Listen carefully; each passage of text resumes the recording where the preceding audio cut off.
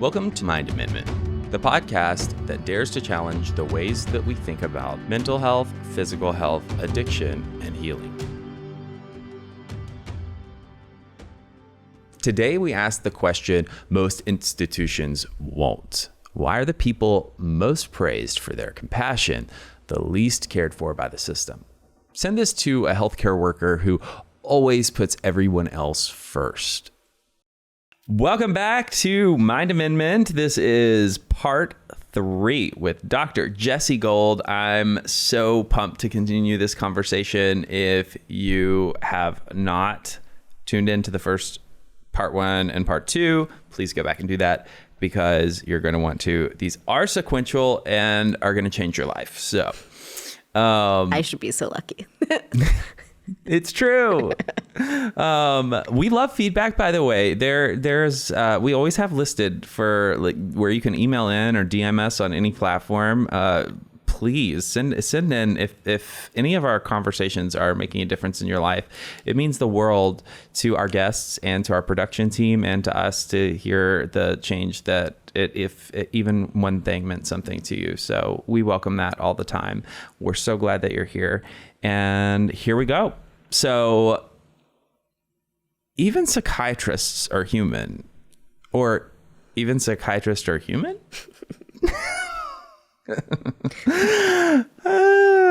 So coming out about your struggle without collapsing your credibility.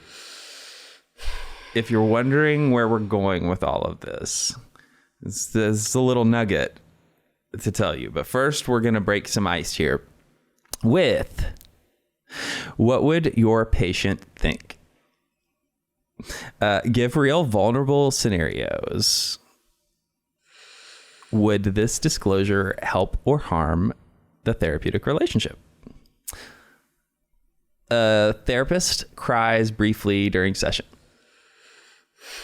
I can tell you, I have a really mixed opinion on this. I've never done it, but my therapist says that she has, and it was helpful. So I think it's a context-dependent answer, like the person and the patient. Like there's some patients that it would just be horrible, even though like maybe you couldn't help it. Well, I also think too, just to throw this in there, like if you're, because you could totally be emoting in a way that shifts makes them feel like they need to caretake you, or in showing your emotion in that moment makes them feel less alone. And sometimes makes them recognize that what they're saying is like hard or challenging. Like sometimes they're so, especially trauma, sometimes they're so removed from the context that like they're sort of like, oh, like that was a hard thing for someone to hear. And it like, even if you're not showing with crying, but like seriously feeling what they're saying can make people like sort of snap out of that, like removing themselves from the situation. That validates it enough to actually believe that it's worthy of not just talking about it, but sure. Like, yeah. Okay. A psychiatrist reveals that they're in therapy. I'd be hypocritical if I said that was bad. But I will say that I have a different way of approaching that in a one-on-one session with a patient than I do publicly.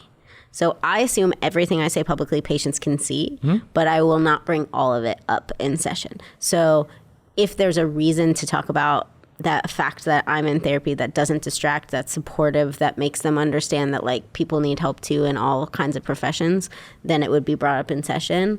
But it's very important to talk about publicly, in my opinion. I agree. A clinician discloses burnout on social media. Again, I'd be hypocritical because I do it all the time. But I think that that's important.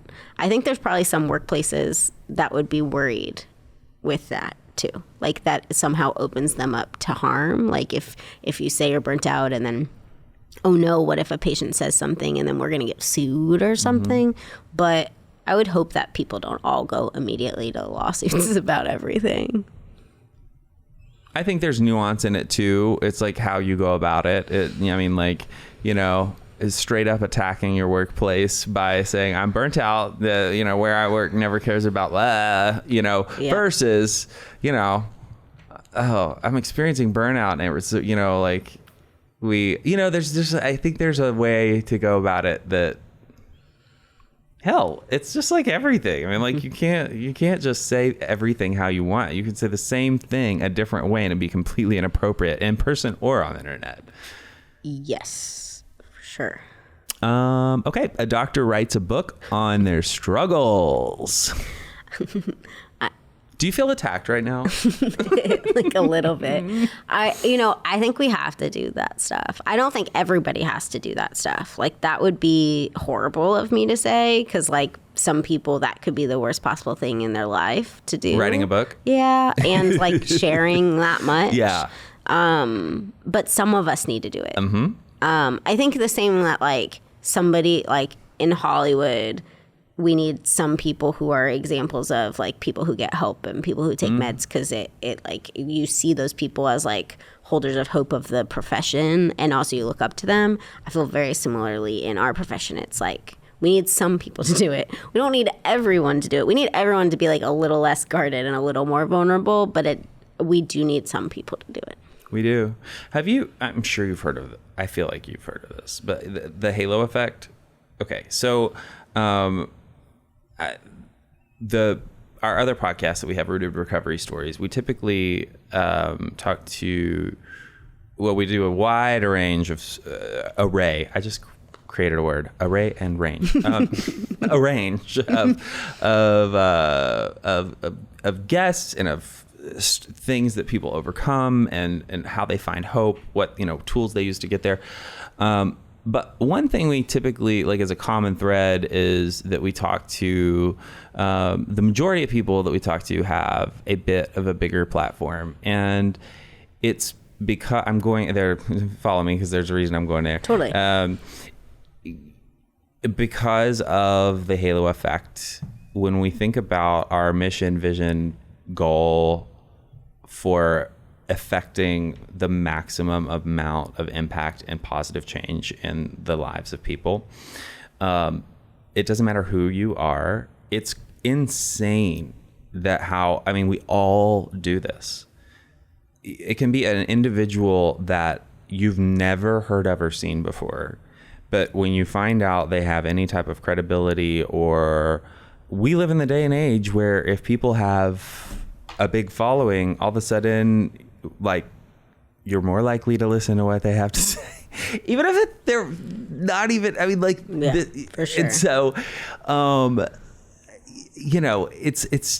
it's one of those things where I don't know, it's just part of human nature. And I also completely lost the reason as to why I was even bringing that up. But you were talking about the importance of like certain people disclosing. Oh, certain people disclosing. Yeah. Yes. Thank you. I can follow threads really easily because of my job is literally to take a lot of mush and make it make sense. Oh, I wish that was, you could osmotically, give me some of that. Sometimes like my family's like, that's a weird skill set, because people often will like lose their train of thought, and they'll be like, you were talking about how this happened and then this happened, because it's literally like how we have to do our job. I'm 38 years old, and if I'm at the point where I almost would consider paying someone a full time to stay with me and follow the thread. Yes. Fair. Or an app. Ooh, maybe I need to create an app that does that. Sure, AI can do it. Yeah. Oh my gosh. Okay, so I'm gonna remember where I'm at and keep it moving. Fortunately, I have an outline right here. Okay, so you once said your biggest fear is, what would a patient think? Let's unpack that. Yeah, I mean, we're not taught to share. Wait, sorry, before you go there. Yeah. When you say your biggest fear was that really your bit, like all of all the things yes, in all the world in existence in that moment when you said that, or even right now, like was that really your biggest? I'm sure I have other fears that might be bigger, like being murdered or something, like, you know, like these like other things. But I think in the context of like thinking about being vulnerable, thinking about my lived experience, then that would be like sort of a contextual biggest fear, which is cheating. It's a weird word to use, biggest. Probably. No, I get it though, because I mean, I feel like those other ones are kind of like a given that everybody are shared. Like, duh, of course you're going to be terrified of being murdered. Like, who wouldn't be? You know what I mean? Yeah. So, okay. So, sorry to interrupt you. I just wanted to clarify. I mean, I think for me, that comes from, I mean, psychiatry, mental health professions are really taught not to share, like maybe more than other professions, which is kind of weird. Is it overt or covert? Overt. Really? Yeah. I mean, Freud, like the sort of grounding of psychiatry is a bit of a blank slate. Like, you're supposed to exist in the room as a person that reflects back the other person, like the patient and the client. You're not supposed to like take up any of the space. They're not supposed to know something about you because it changes how your ability to reflect is. That we were taught, like, don't put pictures of your family in your office. Like, they shouldn't see that. Not because like of safety, but literally because then they know you have a family or something. Like, it's weird. And we are not taught disclosure as a skill, right? Like, it's not like somebody's like, how would you use your story to help a patient? Just taught don't. We're just taught don't do it. And medicine is like that too, but I actually think psychiatry and mental health professions add like this extra bonus layer to it. And within that context, I think you get scared about like, okay, well, I wasn't supposed to do that. So like, how is that going to affect the patient? How is that going to affect what they think about me? How is it going to affect them coming back tomorrow or whatever? How is it going to affect their treatment?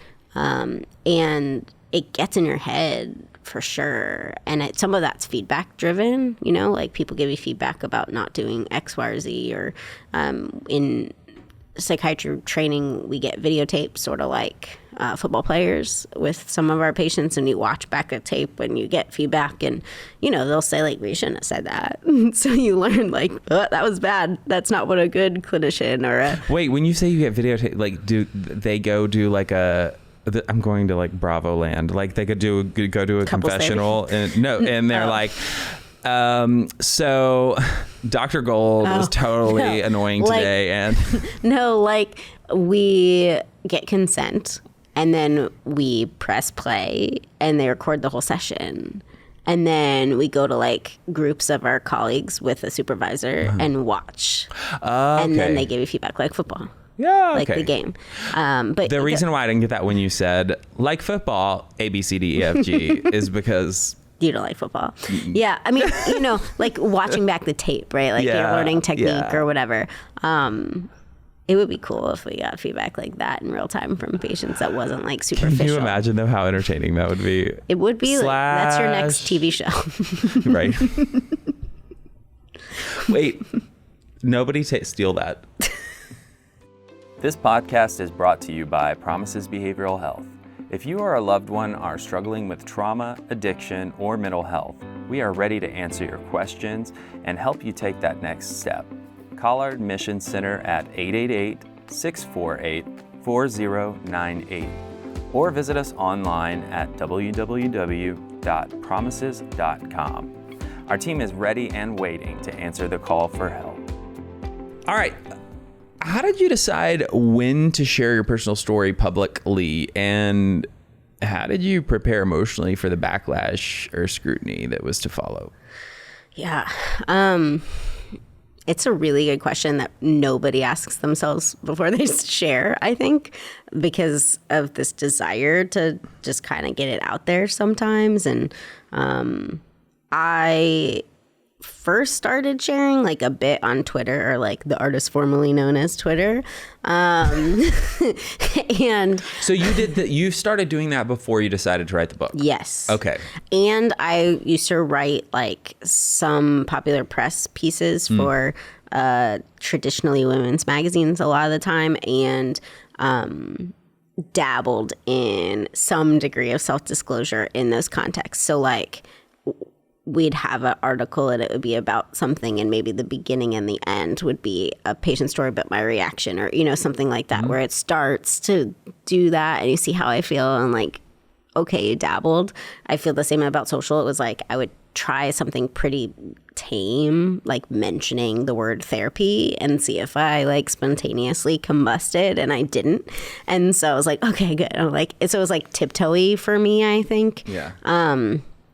That was helpful, especially in a pretty hierarchical profession, because I like went on social and started writing a lot during residency. I did some in med school, but a lot during residency.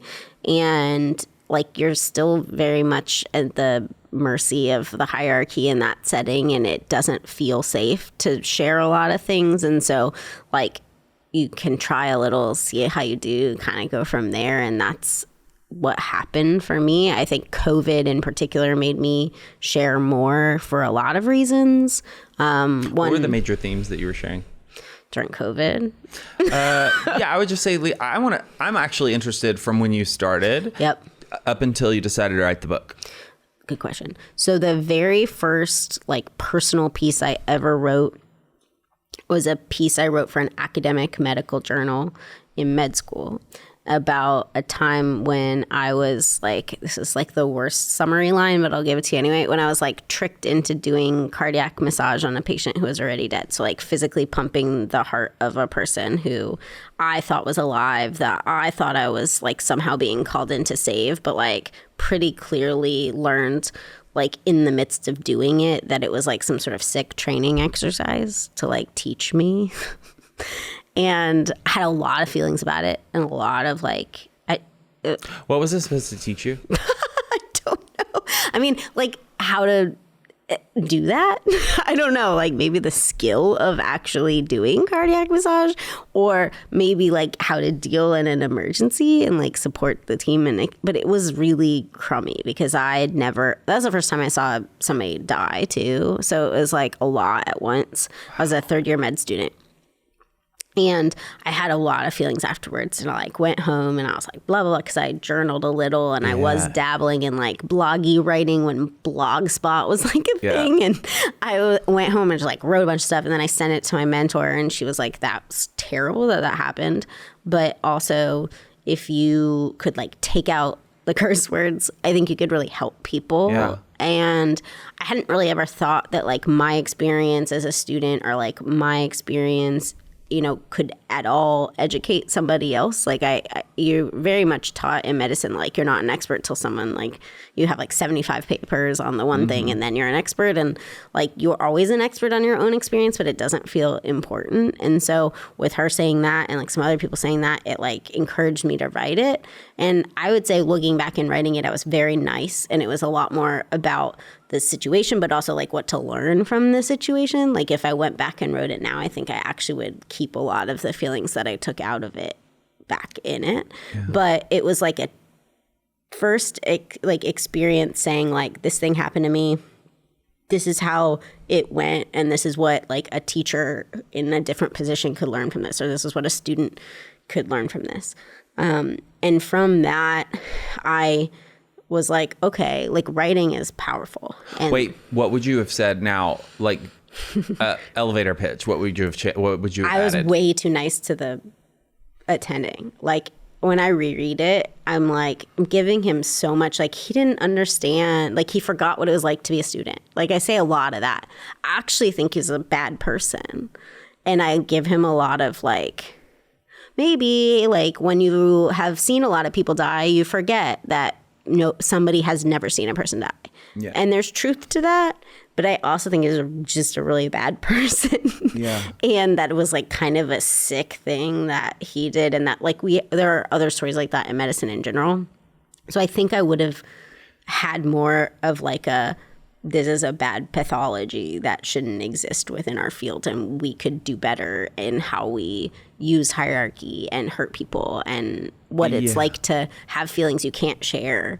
And I didn't know all that at the time. I sort of was like, here's a thing that happened. No, you don't know what you don't know until you know more. And I mean, like, I don't know if you were watching my face, but I caught about 20 flies in my mouth because it was like stuck open as you were explaining that story. I've heard a lot of effed up stories before, but that one is, and I'm all like internally like overdrive, or what's that word? When a computer whatever. Yeah. Because on one hand, I get the whole like in med school, they put you through whatever to, but I mean, Jessi. And I don't think like I reread that piece recently, like out loud in a talk about being a physician writer, and I still have a lot of emotion. Like I still like feel a visceral lot. Yeah, like and it's been years, like it's been years. It was like 2012ish, and like I was reading it and I totally thought I could just read it because like someone was like, read this piece you put in your slideshow, because I was using it as an example of like how I evolved in writing, and I was like, oh yeah, no problem. And then I started reading it and I was like, oh, like I could feel in my body that I just like hate all of it. Like I hated the experience. It was really bad. It's one of those like key examples of like why I hated, like, or honestly, like why I hate the culture of medicine and like why there is so much to change. Yeah. But like, I don't know that I wrote that from that mindset. I sort of wrote that from like, hi, I'm like, that wasn't great. Like, it probably shouldn't happen. But also, maybe he forgot that that's not an appropriate thing to do, as opposed to like, maybe this culture is totally screwed up. You weren't equipped to back up the opinion or the view that you have now. Yeah. And that, so it makes sense that you wrote the way you did. But I want to bring it full circle as through the lens and perspective, as a callback to what I think it was in episode 1 of this conversation, that we were talking about duality in medicine, but also comparing it to just like really just everything in life, and how trauma push or just because I was put through it, therefore you need to just like get over it. Like I'm numb to this fact because like you should have seen what we, and how harmful that can be. It makes me think like, what on earth did that guy go through when I watch like old time medicine shows of like the shit they did back in med school and like oh God. So not giving him a pass at all, because clearly like, sure. but I think it's definitely a testament to that stuff's still going on.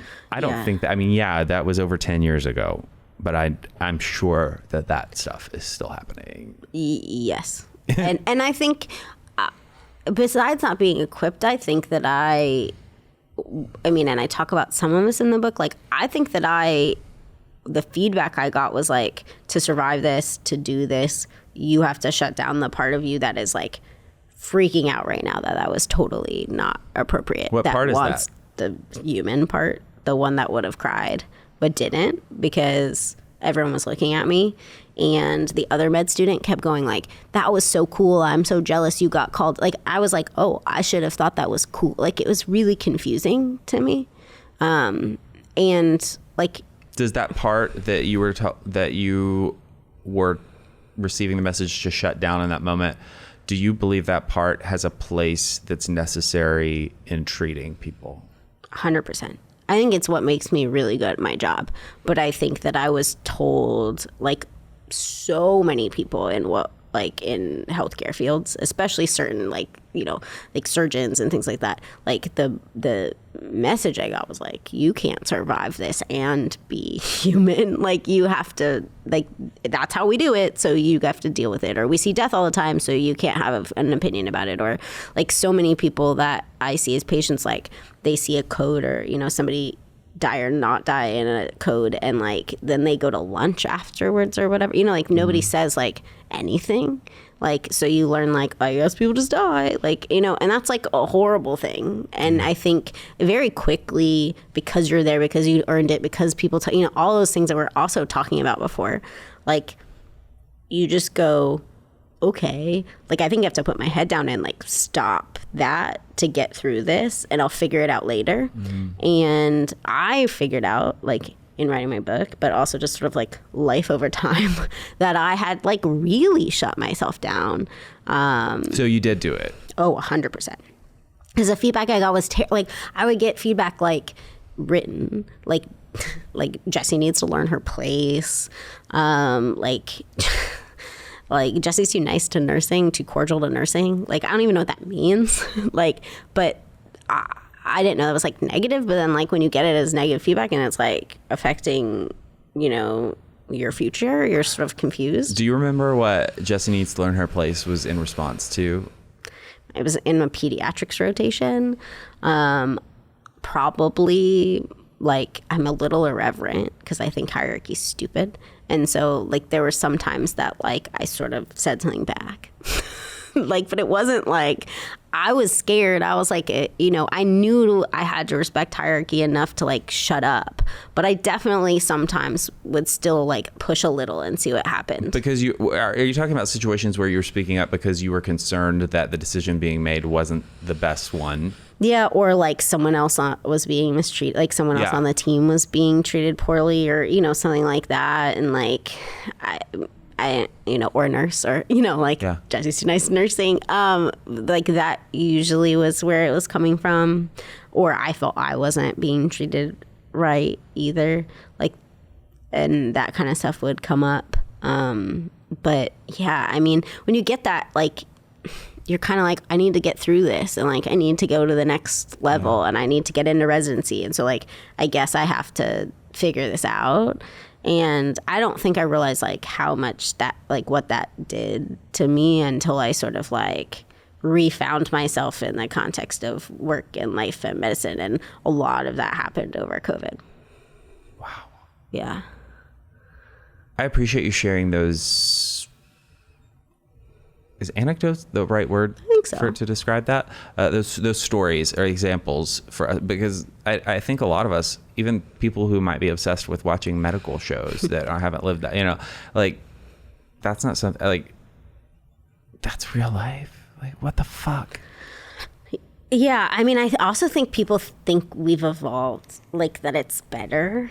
Like they'll look at me and they say, like, you look young, so like it's probably better for you and stuff. And like some things are and not. But, you know, even like how the stories that people tell you about like showing up to work sick too, like physically ill, like sound like those stories that your grandma's like, oh, I walked like 100 miles with no shoes uphill in the snow, right? But they happened yesterday, right? Like people are throwing up and they put their own IV in and pull it, or they like had a car wreck, got to work, did the whole shift, and then went to the ER. Like, you know, things like where you're just like, that doesn't make any sense. But that's the culture, and it hasn't changed.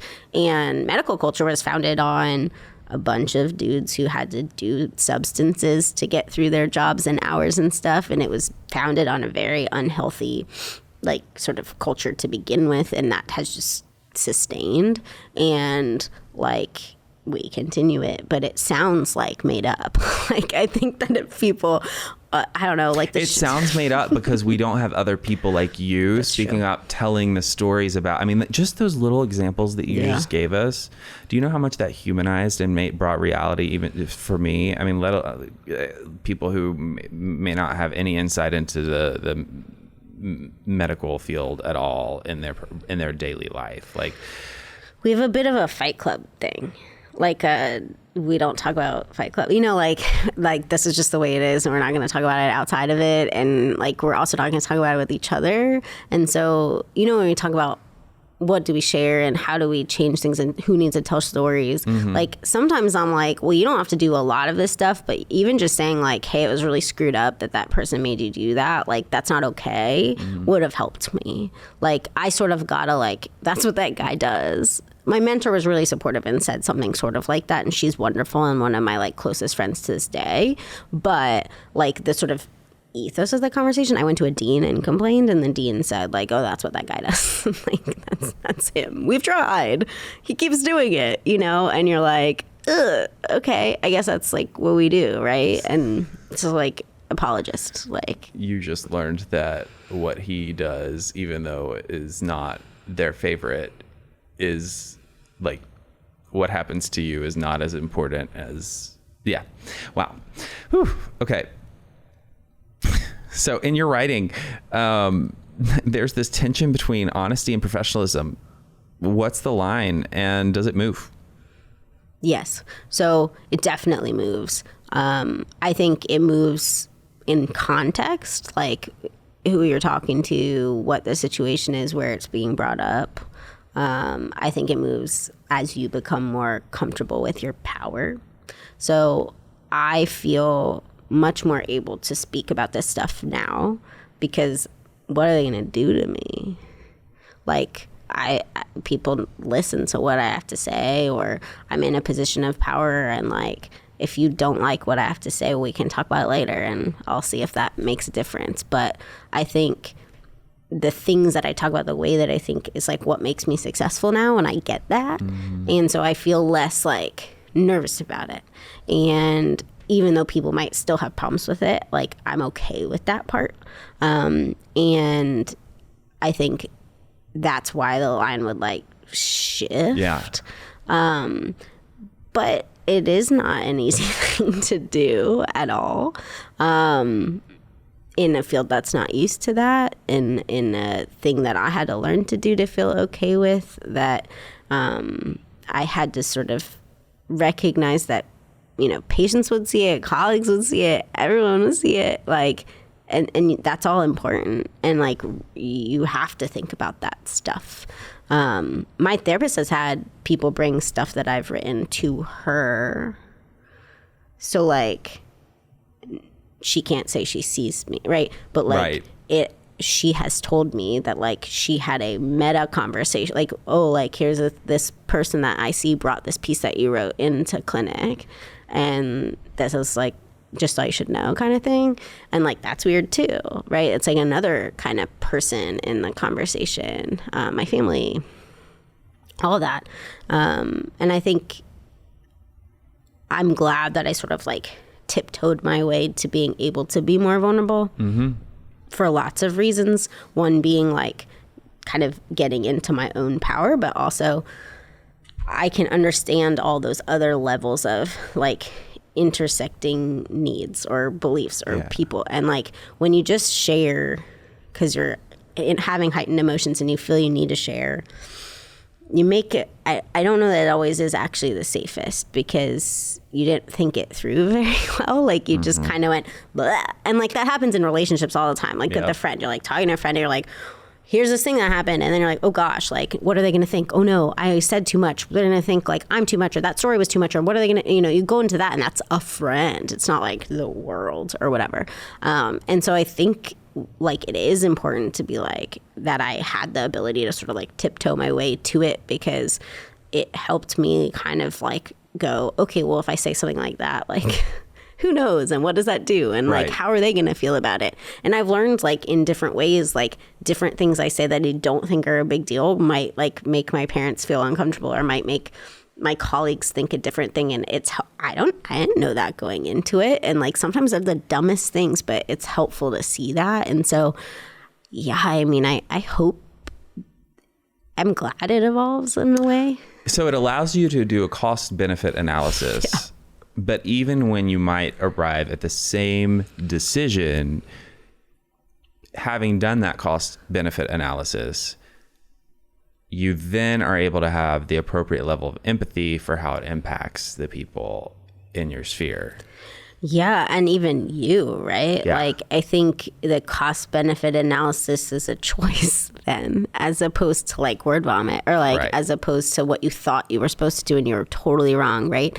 And like sharing begets sharing, right? So like if I say something, like you're more likely to say something because you feel more comfortable with me because I said something. It's the same in friendships. We use the word like self-disclosure, reciprocity, right? Like if I disclose, you're more likely to disclose. But like if you're on social media and you disclose, you're going to get like 200 people who DM you about the thing. And if you haven't processed that thing, good luck. Because I'm trained, and I still sometimes struggle with the stuff people DM me about their medical school experiences or whatever, because I'm like, oh gosh, like that's semi-triggering. Like, guess I have to work on that, right? But if you don't recognize it or know, or you're not prepared for the fact that that's what comes, or that people might say something negative about your own story, which is a whole other thing, right? Like you write a book, people write reviews, and it's part memoir. If you write reviews of like the way I think about the world and stuff, like that's a whole thing you have to process and understand, right? But that was a different level for me, and I was ready for that. I mean, more ready for that than I would have been at 21 to. For sure. What role did your therapist, Dr. Miller, play in helping you process the vulnerability hangover? She's the best. Her real name is not Dr. Miller. I tried to let her pick her name, and she is too good of a therapist. Like everything was like, no, it's your story. It's how you tell it. Why, I tried to have her see it early to give like change things or give feedback. And she was like, no, like, why would I do that? Yeah. But, all of it. Right. So the cool thing about like writing so trauma therapy is sometimes writing your story, right?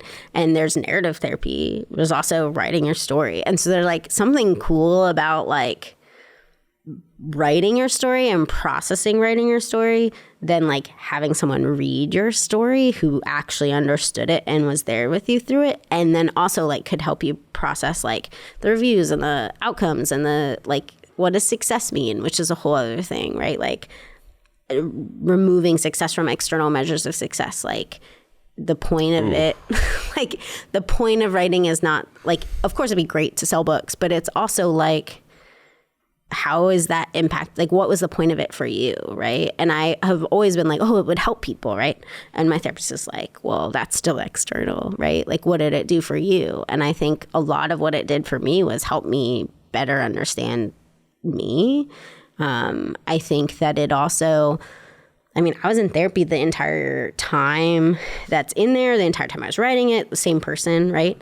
And I think if you would have asked me during the time period of the book, like, are you actively processing what is going on in your life right now? I would have said, yes, of course. I go every week. We talk every week. She's my most stable relationship right now. Like, I don't see anybody else. I see her, right? But when you like sit and write something and you're like, how did that feel? And what was I thinking? And what did that person say? And like, there's just a whole nother level of something that you do not get when you're like recalling from the week, right? Like you might have remembered one of those stories, but you sure weren't like, and then I said, right. You're like, here's the summary, the end, right? And so like, you're much more like viscerally in the context of those like situations and like thinking about it and what it was like and what it felt like and how you were like, and that level of processing is awesome. And like, we don't really get that unless we do stuff like that. And then also getting to do that while having that same person still be my therapist and not want to not be my therapist was like great. I had a lot of anxiety about her not wanting to see me anymore. Really? Yeah, because all of us like have opinions about our therapist, but don't write an entire book on it. Like how much you like someone or how much, like I'm very vocal in there about my opinions of her and her skill set and how much it meant to me and how much she means to me. Like we don't say that stuff to our therapist for the most part. It's like that. I don't say like, I hope I'm your favorite, like, like things that I wrote that I said. And I remember being like, we had a bunch of conversations where I'm like, oh, please don't like stop seeing me because I wrote this like weird book where you're in it. And, she was like, well, I don't know that I would feel the same about everyone writing a book that I'm in, but I know your pathologies and you've talked about it the entire time with me. Like you didn't just put me in it. You asked how I would feel about that. You explained why and all this stuff. And so it has this whole like other layer where like I've moved locations physically since that time. And she's still my therapist because like I would like pay anything to not like mess up that relationship at this point. What was the hardest part you put, like the scariest thing you put in there about her that you almost didn't? I mean, I think I said she was like the best like therapist I'd ever had. That's a hard thing to say because I've had other ones and I actually felt bad about that a little bit. But you're not a people pleaser. I'm not a people pleaser, but I do. I don't know. Like that felt bad because it felt like I was critiquing their skill set, you know. But it wasn't. I get it. Because I am a people pleaser, and I struggle with it. So whenever non-people pleasers people please, I'm always like, hey. Well, it's like if you never like think about like. You know, when you say someone is best, you don't necessarily mean other people are terrible, but it's like what other people, you worry that other people feel like that. Back to the dualistic society. Sure. Like it's either all good or all bad. For sure. I'm wondering I'm trying to remember if there's like a distinct time that I wrote about that I would think I struggled with her. I mean, there's a story in the book about me. It's probably the most controversial part, to be honest, which I was surprised by, which is I wrote a bit about this, like I was supposed to be on inpatient psychiatry like in March 2020 because we have 2 weekends a year and mine happened to be in March 2020. And I was like outpatient doctor who worked at home and I had like tons of anxiety about like having to go in when I don't have to go in and like how unsafe and blah, blah, like all this stuff. And I had like a full-on panic attack about it. And I don't have panic attacks. And this was before like COVID hit? No, post-COVID, but like it was like March, like end of March, early April 2020. Oh, okay. I was going to say, because I remember it kind of like hit us like in the second week or something? Yeah, anyway. So like towards the end of that, like early is what I mean, like early. We don't know very much. And I had a ton of guilt that I felt bad. The reason it's a moderately controversial chapter is sometimes people just read the chapter and think that I like didn't want to go and like didn't see the point of helping people and like didn't want, like people perceive it in this way, like I was sort of like flippant about like how dare I have to go in when other people are, you know, which is not at all what I meant. And like, you can read it and I'm the panic comes from the torn aspect of it, which is like, I both don't want to go and have to go. And this is miserable. But she responded to a text message, you know, like I hate text. Like I don't like putting people out. Like I don't like, it was like a Friday night. I don't like using her number. Like I don't. There's a couple other times I have now because I know that I can, but I don't like doing that. And she responded immediately. We talked on the phone and she really, really helped me in a lot of ways. And like, I don't know, like I was too like in it at the time to really express that and like what that meant. And I think like that was hard to write because I like getting back in how bad I felt, but also like how important her relationship was to me getting through that was like a hard thing to say. Like I couldn't, you know what's hard about that? I had to say I couldn't do it by myself, right? Like in telling that story, in saying that I needed the help, I had to say like, oh, turns out like I can't just willy-nilly deal with this panic attack thing and then go in the inpatient unit and be okay. Like it just wasn't true. There's so many levels there because like it's I can't do it by myself. I have to admit I can't do it by myself. I had to tell my therapist I couldn't do it by myself. Then I had to deal with the fact that I needed to write about this whole scenario of not being able to do it by myself. Then I had to ask her if she was okay with me writing about her not being able to do it by myself, and then I wrote about it. It's very meta in like a lot of ways. Yeah. My gosh. Wow. That's deep. And again, like so relatable on different levels. My mind goes straight to like how, like, even aside from medical school, like this can be applied to so many areas of the human existence. What advice would you give clinicians or public figures who are wrestling with whether or not to go public with their story? That yucky feeling you have is valid.